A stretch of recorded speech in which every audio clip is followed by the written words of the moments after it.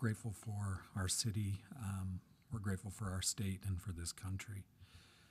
We're very grateful for the freedoms that are given to us.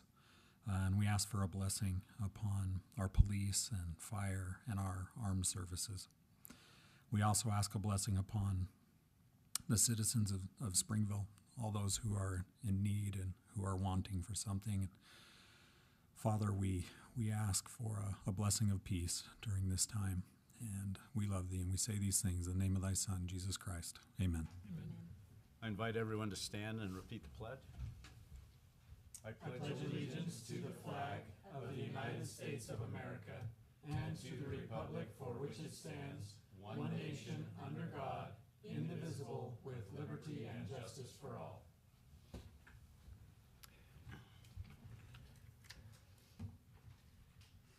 Okay, I need approval for this meeting's agenda with a correction. I'll motion to approve the meeting's agenda with the deletion of regular agenda item number 2.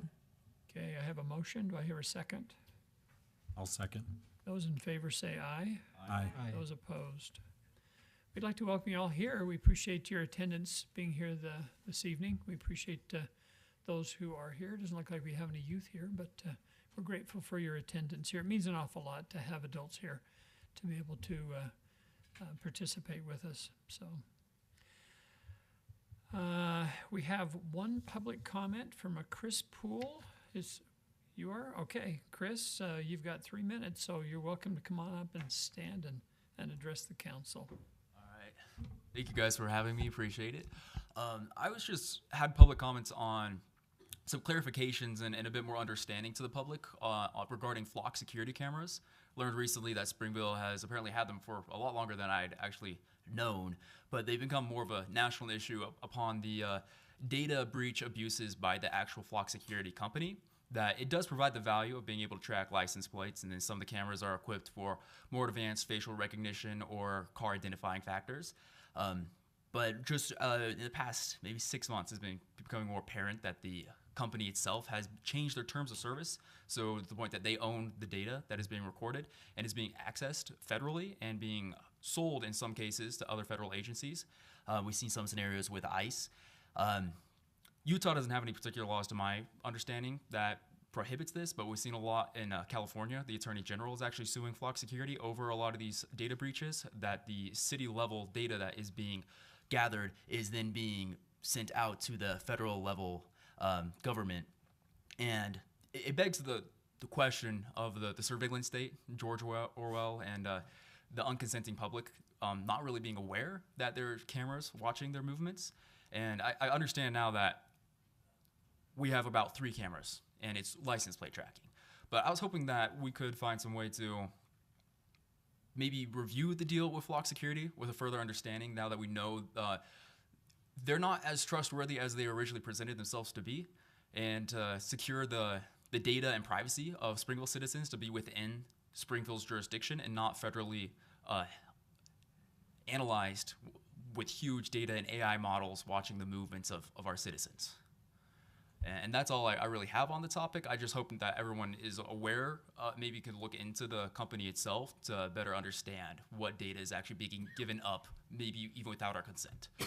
Yeah, I appreciate this, and normally this is just for comment to us, and we don't have any dialogue back and forth, but this has been brought up before, and I think it would be good for the public online. And so I'm going to ask the chief if he can kind of maybe answer some of these questions. We actually just in our work session went through this, and I think it would be very helpful for you as well as for anybody who's tuned in to be able to understand kind of our stance and the circumstance and the arrangement that we have with Flock, so that you might be able to do it. So thank you for bringing this up, and we'll let the chief kind of address us and kind of maybe answer some of your concerns and ones that were brought up before. So thank you. Yep, thank you. All right, Mayor and Council, and I appreciate you bringing your concerns to us.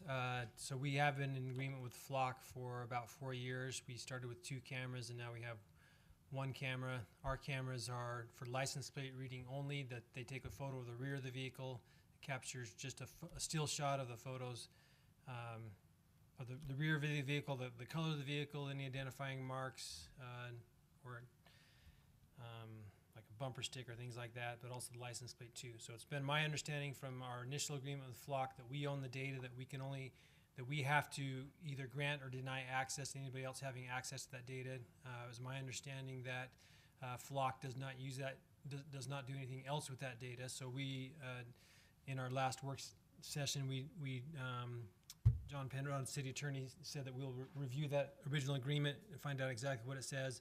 And if there's any non-compliance, then that'll be an opportunity for us to get out of that agreement. But so far, my experience with Flock is that it's been a positive experience with us as far as an investigative tool, and I haven't been given reason from the company to think that they haven't been in violation of the agreement, but we'll definitely look into it. So I appreciate you bringing the concern forward.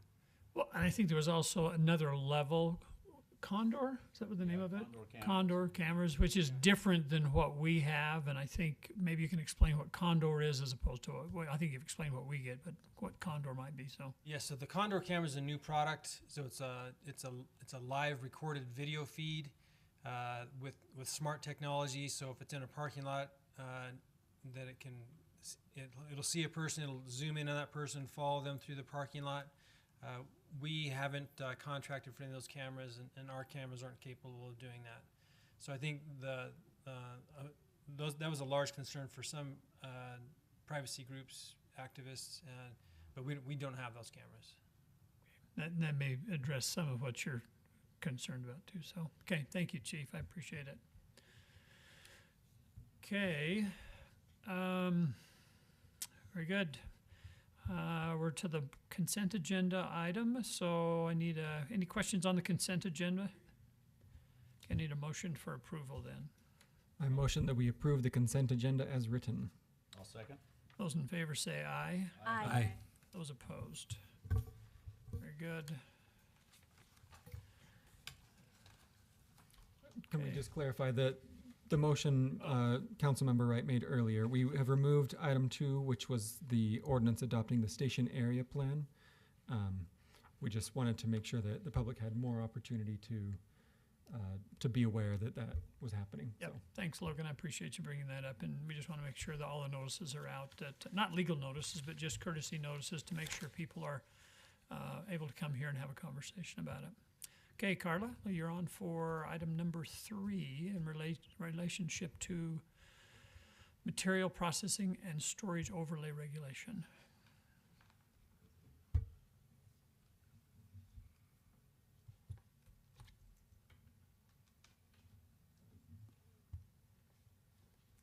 All right, so yeah, John went over a lot of this, and so I just get to give a little bit more detail. We're actually addressing not only the land use of the overlay in Title 11, but the business regulations that were put in Title 7 under business licensing to go along with that overlay. So they're combined into one staff report and one ordinance tonight. To just for the simplification, since they go hand in hand.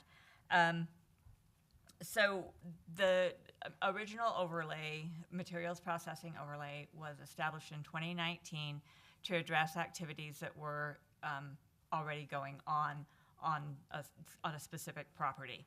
And they were meant to allow a way for that activity to continue for that business owner, but to limit it so that it wasn't something that would be allowed in all light industrial areas, whether out on the south end of town or in the north end.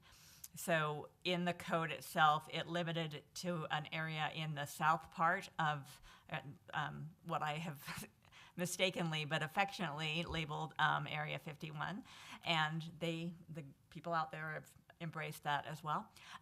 But there was a specific area out there that the materials overlay processing could be applied, and within very certain parameters, but it was only applied to one specific parcel. There have been applications for it to be applied to other parcels that have come before the City Council. We have not approved those applications. We are in the process of removing it now. As we discussed earlier, the state has basically preempted what cities can do regarding what has been termed vested critical infrastructure materials processing.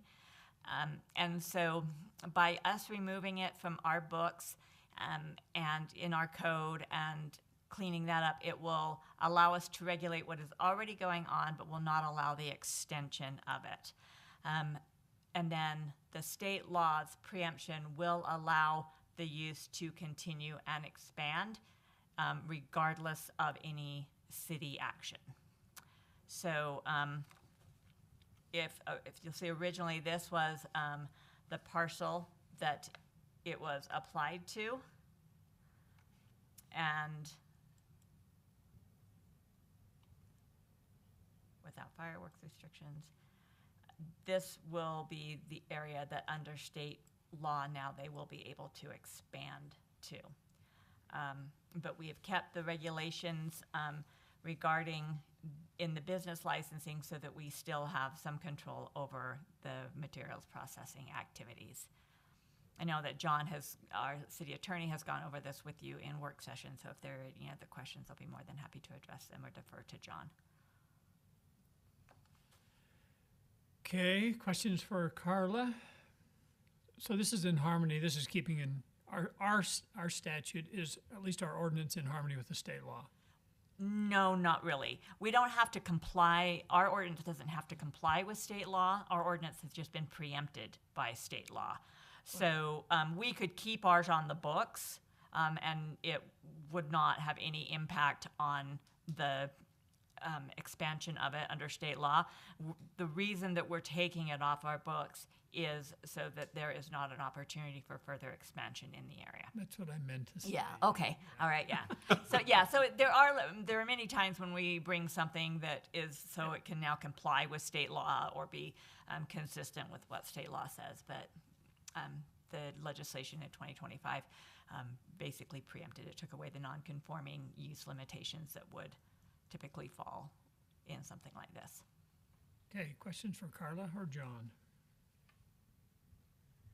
Okay, I'm open for motion.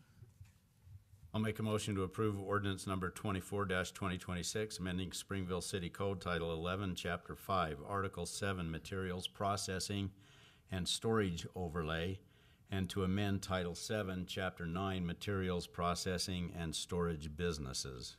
Okay, I have a motion. I need a second. I will second that. Okay, it's a roll call vote. Mike? Yes. Jake? Yes. Logan? Yes. Mindy? Yes. Karen? Yes. Okay, it's a unanimous vote.